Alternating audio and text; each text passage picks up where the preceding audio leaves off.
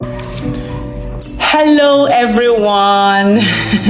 My name is Daniella Omor, and I'm privileged to be the founder of La Cuisine Danielle Foundation, where we're empowering people and enabling families as a behavior change platform. Thank you, Isaac and the team, for giving me this privilege to share with you all. I am certain that you're having a great time today with the other amazing speakers who have been sharing. And I trust God that what we have to speak today within the next few minutes will bless your life. I've been saddled with the topic, building strong parent-child relationship. And because of time, 10 minutes will not be enough. I've had to write down a few things that I want to speak with us so that I'm able to maximize time. So I'm going to be reading them out to you, basically. I've subtitled it, It Ends With You. Declare that to the person next to you. Say, it ends with you. You see, we're about to address a crisis that is plaguing our societies today, our families today. The breakdown of parent-child relationships spans. Studies have shown that approximately 50% of adults in the United States have strained relationships with their parents, and over 20% of teenagers globally describe their family dynamics as dysfunction. I can relate to that. I came from a long line of dysfunction. My parents, their parents' parents, their parents' parents after them. A long line of 4 lineages of dysfunction, broken marriages. Now, I want you to see that this is reflecting of a societal decay, but not just that, also a spiritual attack that has been designed to diminish the authority of God in the family unit. You see, the enemy knows that the parent-child relationship mirrors God's role as our loving father, and so he seeks to fracture it. But today, you and I decide that it ends with you. I challenge you, decide that it ends with you. Begin by chasing your healing in 2025 as we step in, but starting right now. Let's talk about the spiritual attack on family units. In Exodus 20 verse 12, we see God commands us. He says, honor your father and mother so that you may live long in the land the Lord your God is giving you. This relationship is foundational to society and our faith. But the enemy is trying tirelessly to corrupt it. Dysfunctional families mirror brokenness in humanity rather than the unity of God. We're meant to be mirroring the unity of God. God the Father, God the Son, God the Holy Spirit. Let's look at Joseph. Consider Joseph and his brothers in Genesis 37 verse 50 says, you see, their dysfunction was rooted in favoritism and jealousy, of course, amongst other things. But we see today that favoritism and jealousy is widespread in the families. We have parents who have favorite children. We have siblings who are jealous of the other. We have parents who are even jealous of their children. I mean, the decadence is real. But God, in his sovereignty, restored Joseph and his brothers, and he's ready to restore you today. But you see, Joseph did one strong thing. Joseph chose forgiveness and healing. You and I must do the same. He chose forgiveness and healing, ending the circle of division. You and I must surrender our brokenness to the Father for restoration. Isaiah 52 verse 1 to 6, verse 1 to 2 calls us. It says, awake, awake, shake off your dust, rise up, free yourself from the chains on your neck. This is a spiritual call to reclaim families. I mean, the chain on the families to pull down family is literally on our neck. Literally. We must decide to begin to take healing and choose forgiveness today. Secondly, I want to talk about the cost of dysfunction. It's really expensive. The ripple effect of broken relationships are profound. And I tell you, it's easier to remain in your brokenness than it is to take steps towards working for your healing and behavior change. But you must do the work anyway. Think about the worth that it ends with you and your children will live in a world devoid of dysfunction. You see, adults raised in dysfunctional homes often carry emotional scars and wounds into their parenting. I know so sure because I try to do the same. But God in his infinite mercy saved me. You see, there were times when I would see myself shouting like my mother shouted at me. There are times when I could see myself spanking like my mother spanked me, ruthlessly, brutally, almost to the point of abuse. But God saved me.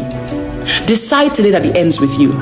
Worldwide, children from fractured families are more likely to experience certain mental health disorders like anxiety, depression, mood swings, dysfunctional behavior, toxicity in relationships, and struggles with identity. I know for certain because at a point I had struggled with identity. I didn't know who I was. The thing you hear about homosexualism, gayism all over the place, it's a battle of identity, I tell you. I was raped by an aunt.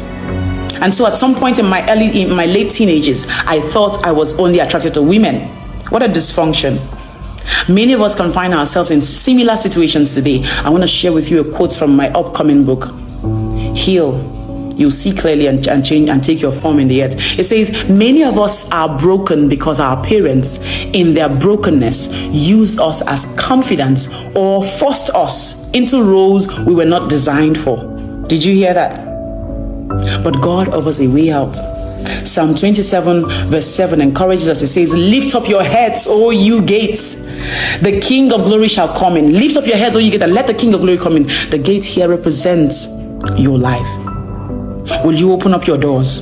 Will you lift up the gates in your home? Will you open up your family? Will you open up your life? Will you open up to God today and decide to choose forgiveness? Decide to pursue your healing, that it ends with you and a new bloodline of redeemed, healed people begins with you.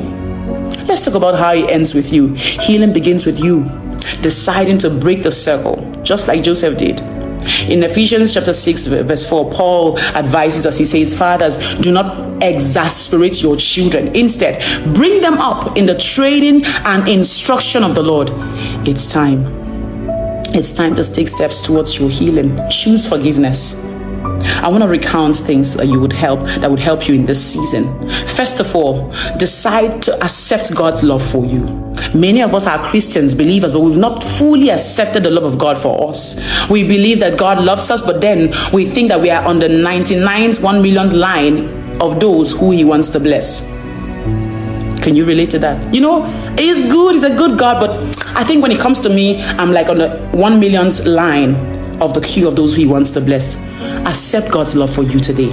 The second thing you want to do is forgive.